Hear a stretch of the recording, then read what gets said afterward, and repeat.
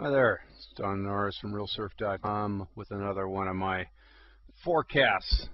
Taking a look at the surf prospects for the Sydney region over the next 6-7 days. And we start out as per usual with the situation as I'm making this. And right now it's about 6 o'clock on Sunday evening. And so this is the latest data from the MHL buoy. And you see up here that light blue trace is the direction, so it's just a south-southeast. The red trace there is the peak. That's a combination of any chop plus the underlying swell, or sea state plus swell. And then the green line, that's the one we care about, and that shows a meter of probably mainly south-southeast swell is happening. Now, if we jump down and I'll just pull this down here for a sec. And now we can see we're looking at the period trace, and that line there represents 8 seconds, and this line up here 10. Again, the green lines are average periods, about 8 seconds, and we have some peak component in there out of getting up near enough to 10 seconds. A good thing, and probably beaches that are copying a little bit of that have got that exposure, that south-southeast direction, may have a little something, although it looked pretty dismal when I checked it out just as it was turning dark not too long ago. The wind was south-southeast and the ocean was a slate gray under light gray skies, and generally looking messy. There was nobody I could see in the water, and I estimate the biggest waves that were coming into the DY stretch would not have been much above waist high. Okay, quick pause, and then we're going to jump over and have a look at those WHAM models to see what's coming up. All right, here we are with the model for Monday, and I guess the key feature here is that there's still a little bit of light color kind of north from Sydney. That light color is associated on the models with increased prospect of swell height, but not much. I mean, that we're talking about a meter. And tomorrow morning in Sydney could see maybe a meter of 6 to 7 second period, mainly south wind swell, which is real marginal. The wind is due to be light and variable, but it's going to be cloudy, and the Bureau says we might even get the odd shower or two, around about 20 degrees. So Monday's not looking like too terrific a day. Let's have a look at Tuesday. And here we can start to see the creeping purple. Purple's not our friend. Purple means the model thinks that's where there's not going to be anything. And you can see it goes all the way from around about Phillip Island around up to the Hunter and probably north of there. So it's not looking real good on Tuesday according to the models. What there is will be coming from the south, but maybe a meter on average out at sea, 7 seconds apart.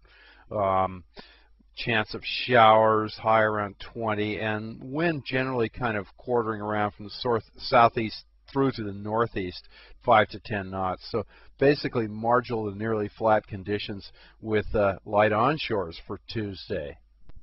Now here's Wednesday's model, and gee, the call's looking even less impressive than Tuesday. Look at this purpleness. It's going all the way up the coast. There's a little bit of color right at the border, but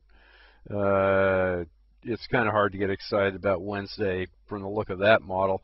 The wind's due to be out of the northeast, 10 to 15 knots, according to the Bureau.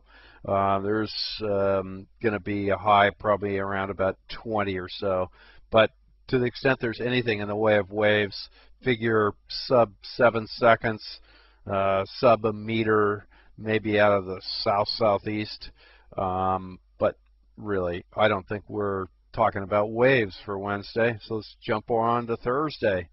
Ooh, Thursday is not quite as hideously awful, but it doesn't look much better either. I'd still be calling that essentially flat conditions for Thursday.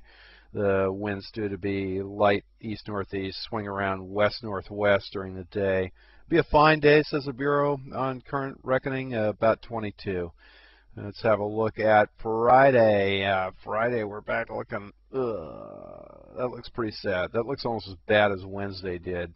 Again, you know, you've just got abject flatness from eastern Tasmania to, you know, Phillip Island all the way up the surfable stretch of the eastern coast of Australia. So it almost doesn't matter that it's going to be light west-north winds, and there's going to be a high of 23 if the Bureau is correct. Quick, let's go have a look at Saturday. And Saturday's not going to give us any relief. Yeah, not quite as hideously awful, but essentially that purple means small to marginal to very flat to near flat conditions for Saturday if the model if the reality plays out as this model is forecasting it to. Light west-northwest winds. There is some development over here in the Tasman, and I guess we could get hopeful that that might lead somewhere. So let's have a look at that Sunday model.